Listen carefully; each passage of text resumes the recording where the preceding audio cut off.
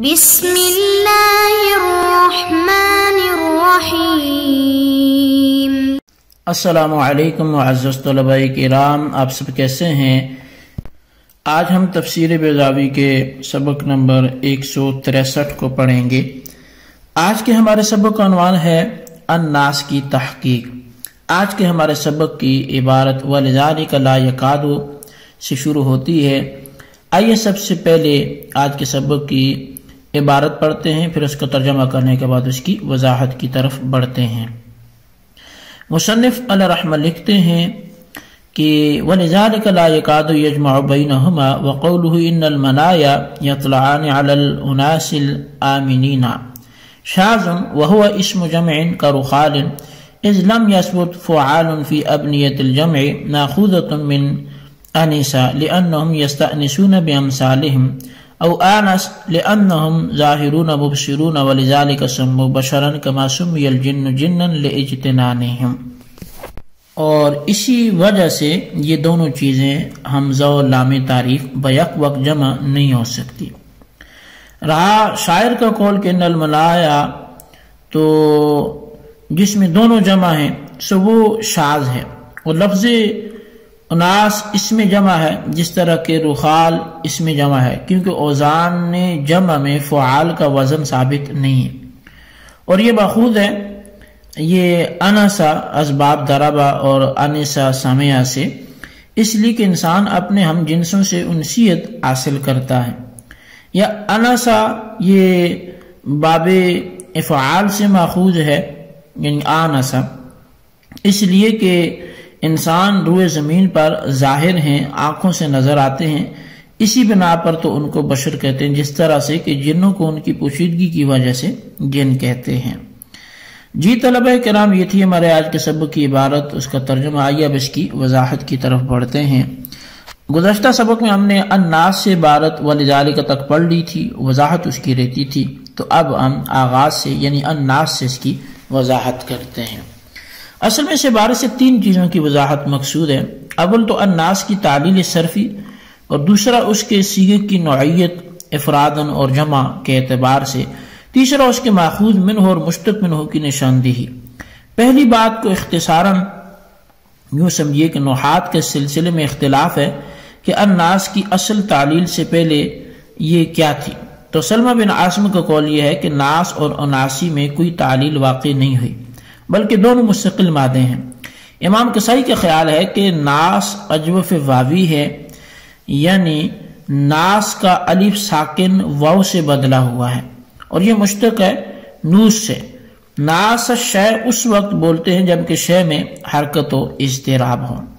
اچھا، چونکہ حضرت انسان اپنے بدن اور خیالات کو دوسرے حیوانات کی بنسبت زیادہ حرکت میں رکھتے ہیں، اس لیے ان کو بھی ناس سے موسوم کیا گیا۔ اب کسائی نے استدلال میں نویس یعنی چھوٹا موٹا یا پیارا انسان کو پیش کیا، جو کہ ناس کی تصغیر ہے، اور تصغیر کو اس کی اصلیت پر لے جاتی ہے۔ پس جس طرح تصغیر میں واو درمیان میں واقع ہے، یعنی تصغیر اجوف واوی ہے، اسی طرح تصغیر یعنی ناس بھی اجوف واوی ہوگا۔ مگر کسائی کے اس استدلال کا جواب بقول اسماعیل قنوی یہ دیا جا سکتا ہے کہ جس اسم سے کچھ حروف حذف کر دیے جائیں، اگر بعد الحذف اتنے حروف باقی رہ جائیں جن کے رہتے ہوئے اسم کی تصغیر آ سکتی ہو، تو انہیں حروف باقیہ بعد الحذف کے اعتبار سے اس کی تصغیر لے آئی جاتی ہے۔ اس کو اصل کی طرف لوٹانے کی ضرورت نہیں ہے۔ پس ناس میں بعد الحذف چونکہ 3 کلمات باقی تھے جن پر تصغیر آ سکتی تھی، اس لیے تصغیر کے واسطے اصل کی طرف لوٹانے کی ضرورت نہیں پڑی، ورنہ اصل ناس کی اناس ہی ہے۔ اب قاضی صاحب نے جو بیان کیا ہے وہ سیبویہ اور جمہور کا مسلک ہے۔ یہ کہتے ہیں کہ الناس کی اصل اناس ہے، حمزہ کو حذف کر دیا، جس طرح کہ لوکاتن بمانا مکھن یا ایسا مکھن جو خاص طور سے تازہ کھجور پہ لگا ہوا ہو، یہ اصل میں الوکاتن تھا، حمزہ کو حذف کر دیا گیا اور اناس کے حمزہ محذوفہ کے عوض میں لام تعریف داخل کیا گیا، بس الناس ہو گیا۔ الناس کی اصل اناس ہونے پر قاضی صاحب نے 3 کلموں سے استدلال کیا ہے۔ پہلا کلمہ انسان ہے، دوسرا انس ہے اور تیسرا اناس ہے۔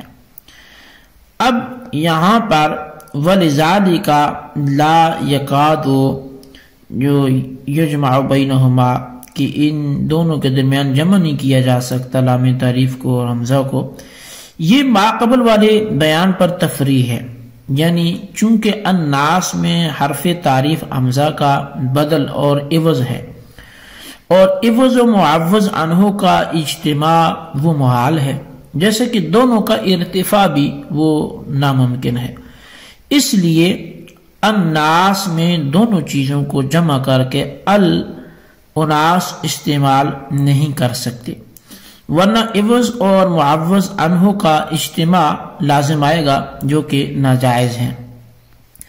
اب شبہ پیدا ہوا کہ ہم تو دیکھ رہے ہیں کہ دونوں کا اجتماع ہو رہا ہے، جیسے کہ شاعر کا قول بھی وہ ان المنایا سے متن میں بیان ہوا کہ اس کی نیتیں اب یہاں یہ جو اس شعر میں ہے ان المنایا میں، یہ الاناس کے اندر حرف تعریف اور حمزہ دونوں جمع ہیں۔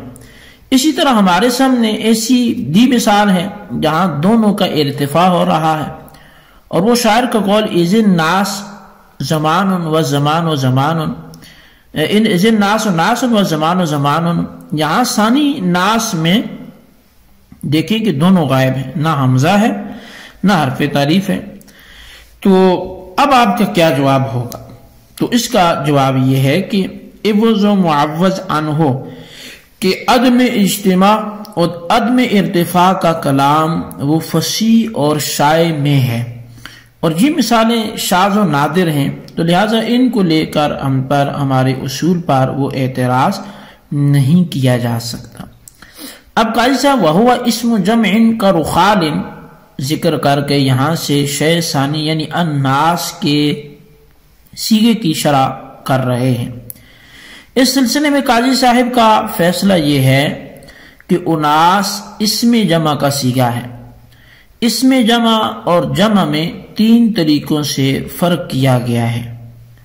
ان میں سے پہلا طریقہ یہ ہے کہ اسم جمع اس اسم کو کہتے ہیں جو ما فوق الاثنین پر دلالت کرے اور مجموع کے اوزان پر نہ ہو، خواہ اس کے لیے کوئی مفرد من لفظ ہی ہو یا نہ ہو، تو مفرد ہونا اس کے لیے ضروری نہیں ہے۔